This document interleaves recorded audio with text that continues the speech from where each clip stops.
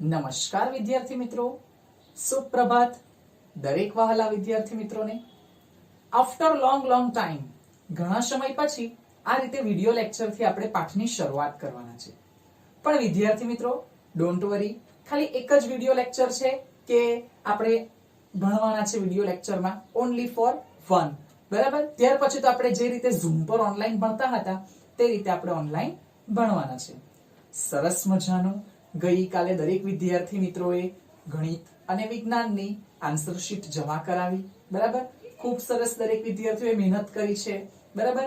Check કરશું એટલે એની ચર્ચા વધુ તમારી સાથે કરીશું. બરાબર? જરાક પણ સમયનો બરબાદ કર્યા વગર, without any time wasting, we are start our new chapter. નવો પાઠ શરૂ કરીએ વિદ્યાર્થી મિત્રો. બાળકો, હું આમ નજર કરું તો મને ઘણી બધી વસ્તુઓ દેખાય છે. બરાબર? હું આમ નજર કરું તો મને દરવાજો દેખાય છે, આમ નજર કરું તો મને ભીંત દેખાય છે, આમ નજર કરું તો મને બોર્ડ દેખાય છે, આમ નજર કરું તો મને પુસ્તક દેખાય છે. અને જો થોડી ઘણી મારા ઘરમાં નજર કરું તો મારા ઘરના માણસો મને દેખાય છે. ઇન શોર્ટલી, હું આજુબાજુ નજર કરું તો મને થોડાક સજીવ અને થોડાક નિર્જીવ એમ બે પ્રકારની વસ્તુ જોવા મળે છે. હવે સજીવ એટલે શું અને નિર્જીવ એટલે શું તમારે તમને કહેવાની જરૂર નથી, એ તમે બધા બહુ સારી રીતે જાણો છો. બાળકો, હવે સજીવોનો સમૂહ આપણને બધાને ખબર જ છે કે શું કરતા હોય સજીવો? નિશ્ચિત કાર્ય કરતા હોય. બરાબર? હવે મારું કાર્ય શું છે? તો કે ભાઈ ભણાવવાનું છે. તમારું કાર્ય શું છે? ભણવાનું છે. મગજથી ધ્યાન આપવાનું છે. આપણા બધા સજીવનું કોમન કાર્ય શું છે? હલનચલન કરવાનું, પાચન કરવાનું, ઉત્સર્જન કરવાનું, એક્સેટ્રા એક્સેટ્રા. બરાબર? એની માહિતી આપણને અહીંયા આપવામાં આવેલી છે. પછી એવું કહેવામાં આવેલું છે કે વિવિધ અંગોનો સમૂહ જુદા જુદા કાર્ય કરે છે. વિવિધ અંગોનો સમૂહ એટલે આંગળીઓ ને આ અંગૂઠો, આ સમૂહ થઈ ગયો. સમૂહ શું કામ કરે છે? આ રીતે માર્કરને પકડવાનું કામ કરે છે. નોટ ઓન્લી ફોર માર્કર, કંઈ પણ પકડી શકો તમે. બરાબર છે? ખાવા માટે મદદરૂપ થાય છે. આ તો ખાલી એક ઉદાહરણ આપ્યું, એવા તો ઘણા બધા છે. પગની આંગળીઓ અને અંગૂઠોનો સમૂહ, એના કારણે આપણે બેલેન્સથી સરસ રીતે ચાલી શકીએ છીએ. બરાબર? વિદ્યાર્થી મિત્રો, વધુમાં કે તમે બધા જોઈ શકો છો કે મારી પાછળ દિવાલ છે, તમારા ઘરમાં પણ દિવાલ છે. એ દિવાલ શાની બનેલી છે? તો તમે મને કહેશો સર ઈંટની બનેલી છે. ઈંટ કેવી રીતે ગોઠવી? તો કે ભાઈ એક ઈંટ, બાજુમાં બીજી ઈંટ, એની ઉપર એક ઈંટ, એની બાજુમાં બીજી ઈંટ. આમ કરતા કરતા શું બનાવી? દિવાલ.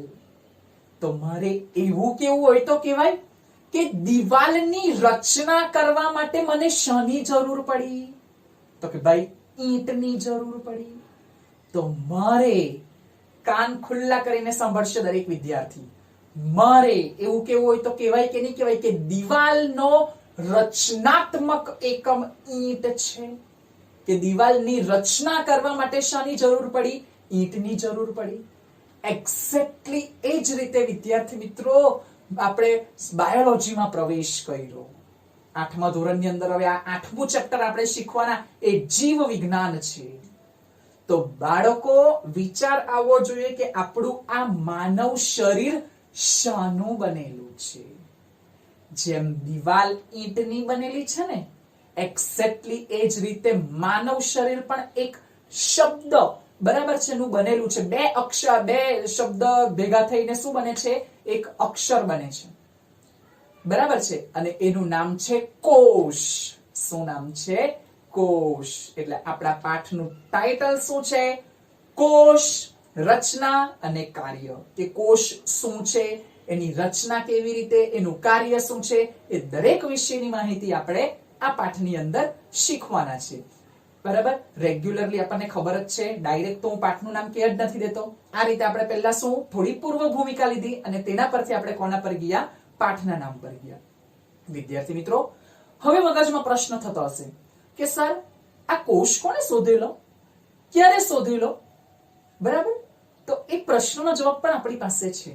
બરાબર? કોષ 1665 રોબર્ટ હુક નામના વૈજ્ઞાનિકે શોધ્યો.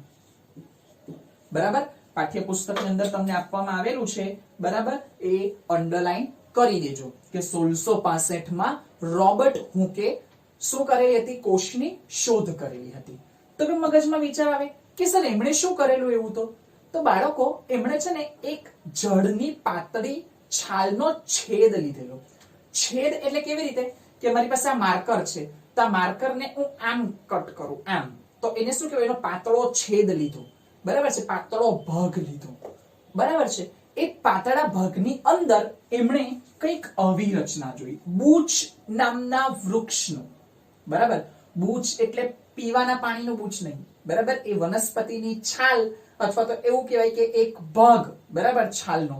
એમણે શું લીધો? એનો એક ભાગ લીધો, બરાબર, અને પછી એમણે એને વિપુલ દર્શક યંત્રમાં જોયું, સૂક્ષ્મ દર્શક યંત્ર, બરાબર, તમને બતાવેલું જ છે. તો એ સૂક્ષ્મ દર્શક યંત્રની અંદર એમણે શું કર્યું? તો કે ભાઈ આ બૂચ નામના વૃક્ષની પાતળી છાલ હતી, બરાબર, એ પાતળો છાલ અથવા તો એનો છેદને લીધો અને એને વિપુલ દર્શક યંત્ર અથવા તો સૂક્ષ્મ દર્શક યંત્રની અંદર આંખોથી અવલોકન કર્યું. અવલોકન કરતા એમને કંઈક આવું નજર પડ્યું, બરાબર, કે આવી રીતે કઈ ગોળ રચના જોવા મળે ને ગોળ રચનાની અંદર આવા નાના નાના નાના નાના ખાના જોવા મળે. શું જોવા મળે? નાના ખાના જોવા મળે. તો વિદ્યાર્થી મિત્રો, આ ગોળ રચના એમણે જોઈ ને તો એમને કઈક એવું લાગ્યું કે આ તો મને કઈ મધમાખીના મધપૂડા જેવું દેખાતું છે. તમે મધમાખીનો મધપૂડો જો જોયો હોય તો એ પણ એવો જોઈ, નજીકથી જોઈ ને તેમ નાના નાના નાના નાના પેલા ચોરસ ચોરસ ચોરસ ચોરસ ભાગ હોય ને તેવું દેખાવા માંડે. ને એક્ઝેક્ટલી સેમ એવું જ કે આ ચોરસ દરેક ભાગ, નાના નાના ભાગ વચ્ચે એક પાતળી દિવાલથી કેવા પડેલા છે? એકબીજાથી છૂટા પડેલા છે. જેમ કે આપણા ઘરની દિવાલથી એક રૂમથી બીજો રૂમ છૂટો પડે છે, એક્ઝેક્ટલી એ જ રીતે અહીંયા પણ એક ભાગથી બીજો ભાગ છૂટો પડવા માટે વચ્ચે એક દિવાલ આવેલી છે. બાળકો, આ જે એક ભાગ છે તેને કોષ કહેવામાં આવે છે. બીજી વાત કે આ કોષ છે તે બધા મૃત કોષ છે. મૃત કોષ એટલે કેવા? મરી ગયેલા કોષ છે, બરાબર છે. પણ અહીંયા આપણને એક બહુ સારી વાત કહેલી છે કે ભાઈ આપણા સજીવોની અંદર તો આપણને ખ્યાલ જ છે કે કોષ છે તે મૃત અવસ્થામાં નથી હોતા, જીવંત અવસ્થામાં હોય છે, બરાબર. કેટલા કોષ છે બધી એક્સ્ટ્રા માહિતી ઝૂમ પર આપીશ. હમણાં જેટલું અંદર આપણને આપેલું છે એટલું આપણે કોન્સેપ્ટ ક્લિયર કરીએ.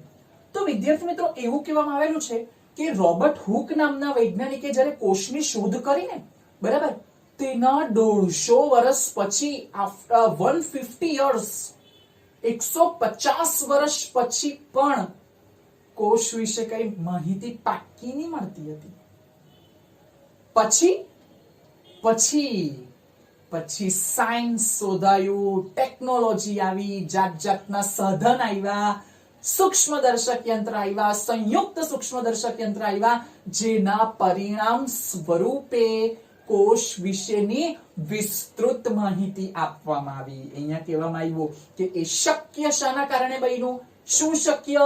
તો કે કોષ વિશેની માહિતી શાના કારણે શક્ય બની? તો કે ભાઈ આ ટેકનોલોજી અને આ સાધનોની મદદથી શક્ય બની, બરાબર છે. અહીંયા આપણને ત્યાર પછી 8.2 ટોપિક આપેલો છે કે ભાઈ કોષ, એમાં એવું કહેવામાં આવેલું છે કે ઇમારત અને માટે પાયાનો એકમ ઈંટ, તેવી રીતે સજીવ શરીરનો પાયાનો એકમ શું છે? કોષ છે.